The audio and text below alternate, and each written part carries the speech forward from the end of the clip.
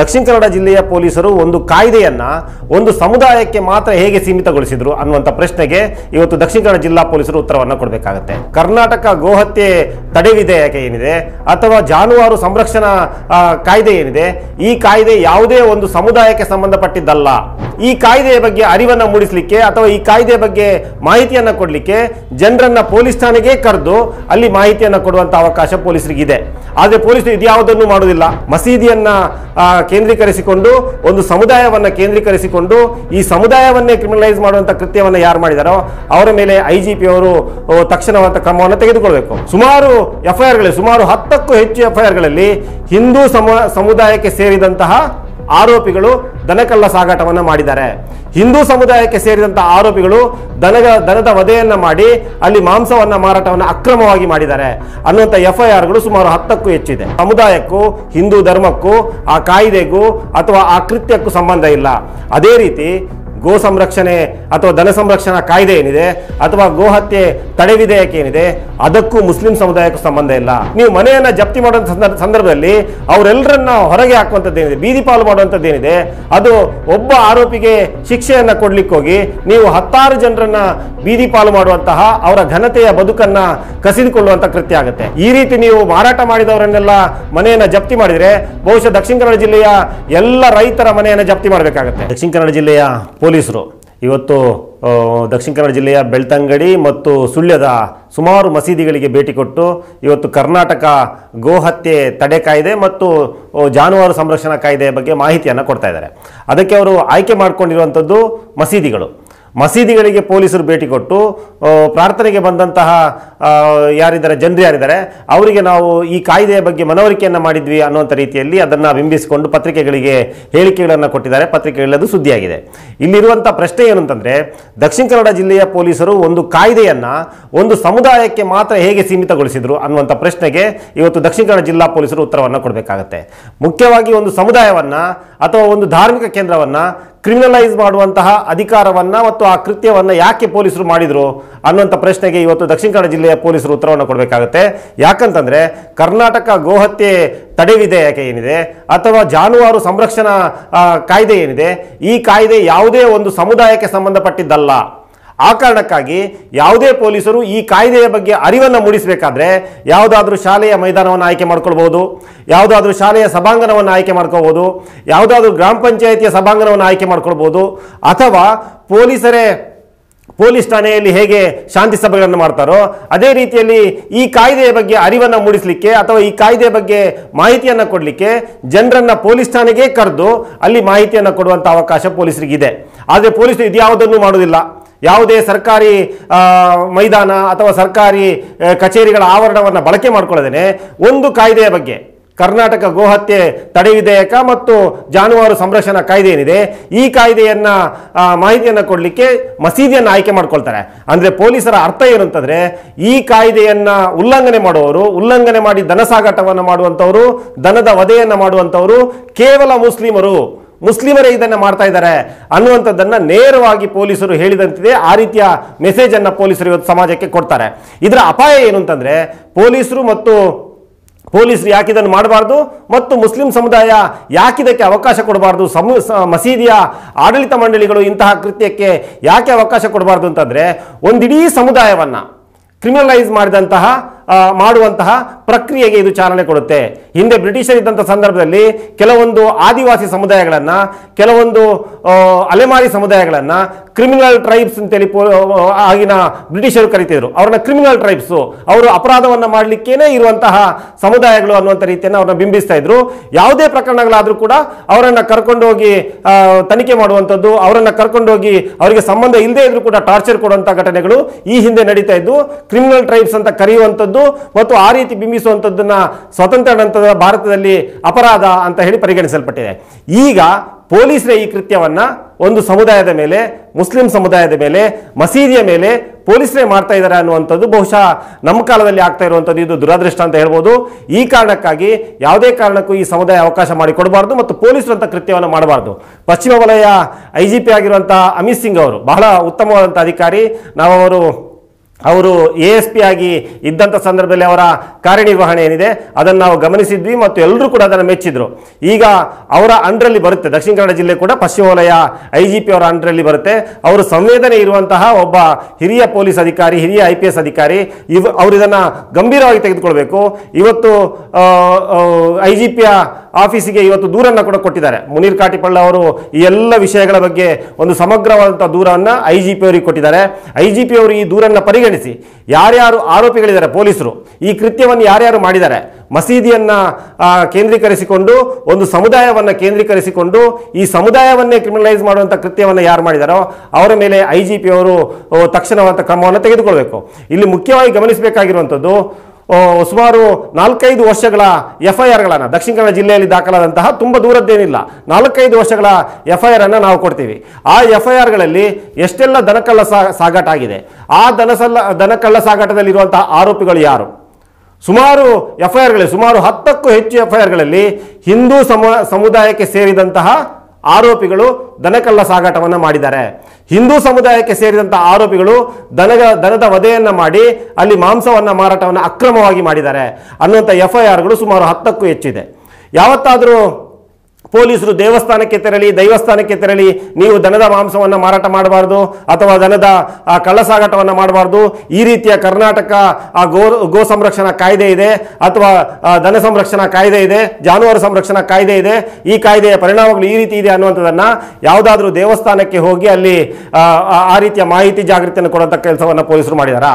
ಯಾಕೆ ಮಾಡಿಲ್ಲ ಅಂತಂದರೆ ಆ ಸಮುದಾಯಕ್ಕೂ ಹಿಂದೂ ಧರ್ಮಕ್ಕೂ ಆ ಕಾಯ್ದೆಗೂ ಅಥವಾ ಆ ಕೃತ್ಯಕ್ಕೂ ಸಂಬಂಧ ಇಲ್ಲ. ಅದೇ ರೀತಿ ಗೋ ಸಂರಕ್ಷಣೆ ಅಥವಾ ದನ ಸಂರಕ್ಷಣಾ ಕಾಯ್ದೆ ಏನಿದೆ ಅಥವಾ ಗೋಹತ್ಯೆ ತಡೆ ವಿಧೇಯಕ ಏನಿದೆ ಅದಕ್ಕೂ ಮುಸ್ಲಿಂ ಸಮುದಾಯಕ್ಕೂ ಸಂಬಂಧ ಇಲ್ಲ, ಆ ಕಾಯ್ದೆಗೂ ಮಸೀದಿಗೂ ಸಂಬಂಧ ಇಲ್ಲ. ಅದು ಆರೋಪಿಗಳಿಗೂ ಆ ಕಾಯ್ದೆಗೂ ಸರ್ಕಾರಕ್ಕೂ ಇರುವಂಥ ಸಂಬಂಧ. ಆರೋಪಿಗಳ ಮೇಲೆ ಪೊಲೀಸರು ಕ್ರಮವನ್ನು ತೆಗೆದುಕೊಳ್ಬೇಕಾಗಿ ಹೊರತು ಒಂದು ಸಮುದಾಯವನ್ನೇ ಗುರಿ ಮಾಡಿ ಈ ಸಮುದಾಯವೇ ಇದನ್ನು ಮಾಡ್ತಾ ಇದೆ ಅನ್ನುವಂಥ ರೀತಿಯ ಸಂದೇಶವನ್ನು ಕೊಡುವಂಥದ್ದೇನಿದೆ ಅದು ಜನರ ಮನಸ್ಸಿನಲ್ಲಿ ಒಂದು ಸಮುದಾಯವನ್ನೇ ಅಪರಾಧಿಯನ್ನಾಗಿ ನಿಲ್ಲಿಸುತ್ತೆ. ಆ ಕಾರಣಕ್ಕಾಗಿ ಪೊಲೀಸರು ಇಂಥ ಕೆಲಸವನ್ನು ಮಾಡಬಾರ್ದು. ಮತ್ತು ಈ ರೀತಿಯ ಕೆಲಸವನ್ನು ಮಾಡಿದಂತಹ ಸುಳ್ಯದಲ್ಲಿ ಸುಮಾರು 4 ಮಸೀದಿಗಳಿಗೆ ಪೊಲೀಸರು ಭೇಟಿಯನ್ನು ಕೊಟ್ಟು ಅಲ್ಲಿ ಈ ರೀತಿಯ ಮಾಹಿತಿಯನ್ನು ಕೊಟ್ಟಿದ್ದಾರೆ. ಅಲ್ಲಿ ಹಿರಿಯ ನಾಗರಿಕರು, ಮಸೀದಿಯಲ್ಲಿದ್ದಂತಹ ಹಿರಿಯ ನಾಗರಿಕರು ಹೇಳಿದರೆ ಅವರು ಒಬ್ಬ PC ಮುಂದೆ ಕೈಕಟ್ಟಿ ನಿಂತಿರುವಂಥದ್ದೇನಿದೆ ಇದು ಬಹಳ ಅಸಹನೀಯ ಅನ್ನಿಸುತ್ತೆ. ಒಂದು ಹಿರಿಯ ನಾಗರಿಕರು, ಒಂದು ಸಮಾಜದಲ್ಲಿ ಘನವೆತ್ತಂಥವರು, ಮಸೀದಿಯ ಅಧ್ಯಕ್ಷರುಗಳು, ಮಸೀದಿಯ ಕಾರ್ಯದರ್ಶಿಗಳು, ಇವರು ಒಂದು PC ಮುಂದೆ ಕೈಕಟ್ಟಿ ನಿಂತಿರುವಂಥದ್ದು, ಅವರೇನೋ ಹೇಳುವಂಥದ್ದು, ಆನಂತರ PC ಅವರು ಪೊಲೀಸ್ ಕಾನ್ಸ್ಟೇಬಲ್ ಅವರು ಅವರಿಗೆ ಸೂಚನೆ ಕೊಡುವಂಥದ್ದು, ನೀವೇನಾದರೂ ಇದಕ್ಕೆ ಕೃತ್ಯಕ್ಕೆ ಸಹಕಾರವನ್ನು ಕೊಟ್ಟರೆ ನಿಮ್ಮ ಮನೆಯನ್ನು ಜಪ್ತಿ ಮಾಡ್ತೀವಿ ಅಂತ ಹೇಳುವಂಥದ್ದು, ಇದೆಲ್ಲವೂ ತೀರಾ ಈ ಸಮಾಜದಲ್ಲಿ ಅಸಹನೀಯವಾದಂತಹ ಒಂದು ಪ್ರಕ್ರಿಯೆ ಆಗಿದೆ. ಅಂದರೆ ಅದಕ್ಕೆ ಸಂಬಂಧಪಡದೇ ಇರುವಂತಹ ವ್ಯಕ್ತಿಗಳಿದೆ ಈ ರೀತಿ ಬೋಧನೆಯನ್ನು ಮಾಡುವಂಥದ್ದು. ಮತ್ತೊಂದು ಮಸೀದಿ, ಒಂದು ಧಾರ್ಮಿಕ ಕೇಂದ್ರ, ಒಂದು ಸಮುದಾಯವನ್ನು ಕ್ರಿಮಿನಲೈಸ್ ಮಾಡುವಂಥದ್ದೇನಿದೆ ಇದು ಸರಿಯಾದಂಥ ಕ್ರಮ ಅಲ್ಲ. ಇನ್ನೊಂದು ಏನಂತಂದರೆ, ನಿನ್ನೆ ಧರ್ಮಸ್ಥಳ ಪೊಲೀಸ್ ಠಾಣಾ ವ್ಯಾಪ್ತಿಯಲ್ಲಿ ಸುಮಾರು 2ನೇ ತಾರೀಕಿನ ದಿವಸ, ಇದೇ ತಿಂಗಳು 2ನೇ ತಾರೀಕಿನ ದಿವಸ ಒಂದು ಪೊಲೀಸರು ಕಾರ್ಯಾಚರಣೆಯನ್ನು ಮಾಡಿ ಅಲ್ಲಿ ದನಕಳ್ಳ ಸಾಗಾಟವನ್ನು ಪತ್ತೆ ಹಚ್ಚಿದ್ರು. ದನ ಎಲ್ಲಿ ಪತ್ತೆಯಾಗಿತ್ತು ಪೊಲೀಸರಿಗೆ ಅಂದರೆ, ರಸ್ತೆಯಲ್ಲಿ ಅವರು ನಾಕಾಬಂದಿ ಹಾಕುವಂಥ ಸಂದರ್ಭದಲ್ಲಿ ಅಥವಾ ರಸ್ತೆಯಲ್ಲಿ ಪರಿಶೀಲನೆಯನ್ನು ಮಾಡುವಂಥ ಸಂದರ್ಭದಲ್ಲಿ ಒಂದು ವಾಹನದಲ್ಲಿ ದನಕರುಗಳಿದ್ದು ಅನ್ನುವಂಥ ನಿಟ್ಟಿನಲ್ಲಿ ಆ ವಾಹನವನ್ನು ಮತ್ತು ಆರೋಪಿಗಳನ್ನು ಬಂಧನವನ್ನು ಮಾಡಿದರು, ವಾಹನವನ್ನು ಸೀಸ್ ಮಾಡಿದರು. ಆ ಆರೋಪಿಗಳು ಇಬ್ಬರು ಯಾರಿದ್ದಾರೆ, ಖಲೀಲ್ ಮತ್ತು ಸಿನಾನ್ ಅನ್ನುವಂಥವ್ರು ಯಾರಿದ್ದಾರೆ, ಅವರಿಬ್ಬರನ್ನ ಪೊಲೀಸರು ಅರೆಸ್ಟ್ ಅನ್ನು ಮಾಡಿದ್ರು. ಅರೆಸ್ಟ್ ಮಾಡಿದ ನಂತರ ಪೊಲೀಸರಿಗೆ ಗೊತ್ತಾಗುತ್ತೆ ಇದು ಈ ದನವನ್ನ ಜೊಹರಾ ಅನ್ನುವಂಥವರಿಂದ ಖರೀದಿಯನ್ನ ಮಾಡಿದ್ದು ಅನ್ನುವಂಥದ್ದು ಪೊಲೀಸರಿಗೆ ಗೊತ್ತಾಗುತ್ತೆ. ಸೊ 3 ಆರೋಪಿಗಳನ್ನು ಉಲ್ಲೇಖವನ್ನು ಮಾಡಿ ಪೊಲೀಸರು FIR ಅನ್ನು ದಾಖಲಿಸ್ತಾರೆ. ಆ FIR ಆಧಾರದ ಮೇಲೆ ಪೊಲೀಸರು ಯಾವುದೇ ಅಧಿಕಾರ ಇಲ್ಲದೆ ಇದ್ರೂ ಕೂಡ ಆ ಸಾರಮ್ಮ ಅನ್ನುವರ ಮನೆಯ ಆಸ್ತಿಯನ್ನು ಜಪ್ತಿ ಮಾಡ್ತೀವಿ ಅನ್ನುವಂಥ ನಿಟ್ಟಿನಲ್ಲಿ ಸಾರಮ್ಮ ಅವರಿಗೆ ಮೊನ್ನೆ ನೋಟಿಸನ್ನು ಕೊಟ್ಟು 6ನೇ ತಾರೀಕು ನೋಟಿಸನ್ನು ಕೊಟ್ಟು ಅದೇ ದಿವಸ ಆ ಮನೆಯನ್ನು ಜಪ್ತಿಯನ್ನು ಮಾಡಿದ್ದಾರೆ. ಇದು ಕಾನೂನು ಬಾಹಿರ ಆಗಿರುವಂಥದ್ದು. ಒಂದು, ಸಾರಮ್ಮ ಅವರ FIR ಆ ದನದ ಕಳಸಾಗಾಟದ FIR ಏನಿದೆ ಆ FIRನಲ್ಲಿ ಸಾರಮ್ಮ ಅವರ ಹೆಸರಿಲ್ಲ. ಎರಡನೇದಾಗಿ ಜೊಹರಾ ಅನ್ನುವಂಥವ್ರ ಹೆಸರಿದೆ. ಜೊಹರಾ ಅನ್ನುವರಿಗೂ ಸಾರಮ್ಮ ಅನ್ನುವರಿಗೂ ಸಂಬಂಧ ಇದ್ರೂ ಕೂಡ ಜೊಹರಾ ಅವರ ಕೃತ್ಯಕ್ಕೆ ಸಾರಮ್ಮ ಅವರನ್ನು ಹೊಣೆ ಮಾಡುವಂಥದ್ದು ಯಾವುದೇ ರೀತಿಯಲ್ಲಿ ಜಸ್ಟಿಸ್ ಅಲ್ಲ, ನ್ಯಾಚುರಲ್ ಜಸ್ಟಿಸ್ಗೆ ಅದು ವಿರುದ್ಧ ಆಗಿರುವಂಥದ್ದು. ಕೃತ್ಯ ಇರುವಂಥದ್ದು ಅಥವಾ ಆರೋಪಿ ಆಗಿರುವಂಥದ್ದು ಜೊಹರಾ ಅವರು. ಸಾರಮ್ಮ ಅವರ ಮನೆಗೆ ನೋಟಿಸನ್ನು ಕೊಡಲಿಕ್ಕೆ ಹೇಗೆ ಸಾಧ್ಯ ಆಗುತ್ತೆ ಮತ್ತು ಸಾರಮ್ಮ ಅವರ ಮನೆಯನ್ನು ಜಪ್ತಿ ಮಾಡಲಿಕ್ಕೆ ಹೇಗೆ ಸಾಧ್ಯ ಆಗುತ್ತೆ ಅನ್ನುವಂಥ ಪ್ರಶ್ನೆಯನ್ನು ಪೊಲೀಸರು ಕೇಳ್ಕೋಬೇಕಾಗಿತ್ತು. ಅದನ್ನು ಮಾಡದೇನೆ ಪೊಲೀಸರು ನೇರವಾಗಿ ಸಾರಮ್ಮ ಅವರ ಮನೆಯನ್ನ ಜಪ್ತಿಯನ್ನ ಮಾಡಿದ್ದಾರೆ. ಒಂದು ಮನೆ ಅಂತಂದ್ರೆ ಅದು ಒಬ್ಬ ಆರೋಪಿಗೆ, ಒಬ್ಬ ವ್ಯಕ್ತಿಗೆ ಸಂಬಂಧಪಟ್ಟಿರುವಂತದ್ದಲ್ಲ. ಅದರಲ್ಲಿ ಮಕ್ಕಳಿರ್ತಾರೆ, ಮೊಮ್ಮಕ್ಕಳಿರ್ತಾರೆ, ಅಲ್ಲಿ ಅಜ್ಜಂದ್ರಿ ಇರ್ತಾರೆ, ಶಾಲೆಗೆ ಹೋಗುವಂತ ಮಕ್ಕಳಿರ್ತಾರೆ. ನೀವು ಮನೆಯನ್ನ ಜಪ್ತಿ ಮಾಡುವಂತ ಸಂದರ್ಭದಲ್ಲಿ ಅವರೆಲ್ಲರನ್ನ ಹೊರಗೆ ಹಾಕುವಂಥದ್ದೇನಿದೆ, ಬೀದಿ ಪಾಲು ಮಾಡುವಂಥದ್ದೇನಿದೆ, ಅದು ಒಬ್ಬ ಆರೋಪಿಗೆ ಶಿಕ್ಷೆಯನ್ನ ಕೊಡ್ಲಿಕ್ಕೆ ಹೋಗಿ ನೀವು 10 ಜನರನ್ನ ಬೀದಿ ಪಾಲು ಮಾಡುವಂತಹ, ಅವರ ಘನತೆಯ ಬದುಕನ್ನ ಕಸಿದುಕೊಳ್ಳುವಂತ ಕೃತ್ಯ ಆಗುತ್ತೆ. ಆದ್ರಿಂದ ನ್ಯಾಚುರಲ್ ಜಸ್ಟಿಸ್ ಪ್ರಕಾರ ಏನ್ ಹೇಳುತ್ತೆ ಅಂತಂದ್ರೆ ಕಾನೂನು, ನೀವು ಯಾವುದೇ ವ್ಯಕ್ತಿಯನ್ನ ಈ ರೀತಿ ಮನೆಯಿಂದ ಹೊರಗೆ ಹಾಕುವಂಥದ್ದು, ಯಾವುದೇ ವ್ಯಕ್ತಿಗೆ ಶಿಕ್ಷೆಗೆ ಗುರಿಪಡಿಸುವ ಸಂದರ್ಭದಲ್ಲಿ ಅವರಿಗೆ ಸೂಕ್ತವಾದಂತಹ ಕಾಲಾವಕಾಶವನ್ನು ಕೊಡಬೇಕು ಅಂತ ಹೇಳುತ್ತೆ. ಆದ್ರೆ ಪೊಲೀಸರು ಅದ್ಯಾವುದನ್ನು ಮಾಡದೆ ನೇರವಾಗಿ ಸಾರಮ್ಮ ಅವರ ಮನೆಯನ್ನ ಜಪ್ತಿಯನ್ನ ಮಾಡಿದ್ದಾರೆ. ಅದಲ್ಲದೆ ಗೋಹತ್ಯೆ ತಡೆ ವಿಧೇಯಕ ಏನಿದೆ, ಅಥವಾ ಕರ್ನಾಟಕ ಗೋ ಸಂರಕ್ಷಣಾ ಕಾಯ್ದೆ ಏನಿದೆ, ಜಾನುವಾರು ಸಂರಕ್ಷಣಾ ಕಾಯ್ದೆ ಏನಿದೆ, ಆ ಕಾಯ್ದೆಯಲ್ಲಿ ಸ್ಪಷ್ಟವಾಗಿ ಏನು ಬರೆದಿದೆ ಅಂತಂದ್ರೆ, ಸ್ಪಷ್ಟವಾಗಿ ಏನು ಉಲ್ಲೇಖ ಇದೆ ಅಂತಂದ್ರೆ, ಯಾವುದೇ ದನವನ್ನ ವಧೆ ಮಾಡಿದಂತಹ, ಅಕ್ರಮವಾಗಿ ವಧೆ ಮಾಡಿದಂತಹ ಪ್ರದೇಶವನ್ನ ಮಾತ್ರ ಸ್ವಾಧೀನಪಡಿಸಿಕೊಳ್ಬೇಕು ಅನ್ನುವಂಥದ್ದು ಆ ಕಾನೂನಲ್ಲಿ ಸ್ಪಷ್ಟ ಆಗಿದೆ. ಜೊಹರಾ ಅವರ ಮನೆಯಲ್ಲಿ ದನವನ್ನ ವಧೆ ಮಾಡಿಲ್ಲ. ಸಾರಮ್ಮ ಅವರಿಗೆ ಸೇರಿದಂತಹ ಜೊಹರಾ ಅವರ ಮನೆ ಏನಿದೆ, ಆ ಮನೆಯಲ್ಲಿ ಗೋವನ್ನ ವಧೆ ಮಾಡಿಲ್ಲ, ದನವನ್ನ ವಧೆ ಮಾಡಿಲ್ಲ. FIR ಅಲ್ಲಿ ಸ್ಪಷ್ಟ ಆಗಿದೆ, ಜೊಹರಾ ಅವರು ದನವನ್ನ ಖಲೀಲ್ ಅವರಿಗೆ ಮಾರಾಟವನ್ನ ಮಾಡಿದ್ದಾರೆ ಅನ್ನುವಂಥದ್ದು ಮಾತ್ರ ಇದೆ. ಯಾರಿಬ್ಬರು ಆರೋಪಿಗಳನ್ನ ಪೊಲೀಸರು ಅರೆಸ್ಟ್ ಮಾಡ್ತಾರೋ ಅವರಿಗೆ ಜೊಹರಾ ಅವರು ದನವನ್ನ ಮಾರಾಟ ಮಾಡಿದ್ದಾರೆ. ಒಂದು ವೇಳೆ ಖಲೀಲ್ ಅವರು ಅಥವಾ ಆರೋಪಿಗಳು ದನವನ್ನ ಜೊಹರಾ ಅವರ ಮನೆಗೆ ತೆಗೆದುಕೊಂಡು ಬಂದಿದ್ದಾರೆ, ಬಹುಶಃ ಜೊಹರಾ ಅವರ ಮನೆಯಲ್ಲಿ ಮುಂದೆ ಭವಿಷ್ಯದಲ್ಲಿ ಅದನ್ನು ಹತ್ಯೆ ಮಾಡುವಂತಹ, ವಧೆ ಮಾಡುವಂತಹ ಸಾಧ್ಯತೆಗಳಿತ್ತು ಅನ್ನುವಂಥದ್ದನ್ನು ಪೊಲೀಸರು ಊಹಿಸಿಕೊಳ್ಳಬಹುದಾಗಿತ್ತು. ಆದರೆ ಜೊಹರಾ ಅವರು ಇಲ್ಲಿ ದನವನ್ನ ಮಾರಾಟ ಮಾಡಿರುವುದರಿಂದ ಜೊಹರಾ ಅವರ ಮನೆಯಲ್ಲಿ ವಧೆ ಮಾಡುವಂತಹ ಯಾವುದೇ ಪ್ರಸಂಗ ಇರುವುದಿಲ್ಲ. ಆದರೂ ಕೂಡ ಪೊಲೀಸರು ಈ ಅವರ ಮನೆಯನ್ನ, ಜೊಹರಾ ಅವರಿಗೆ ಸೇರಿದಂತಹ ಅಥವಾ ಜೊಹರಾ ಅವರು ಇರುವಂತಹ ಸಾರಮ್ಮ ಅವರ ಮನೆಯನ್ನ ಪೊಲೀಸರು ಸೀಸ್ ಅನ್ನ ಮಾಡಿದ್ದಾರೆ.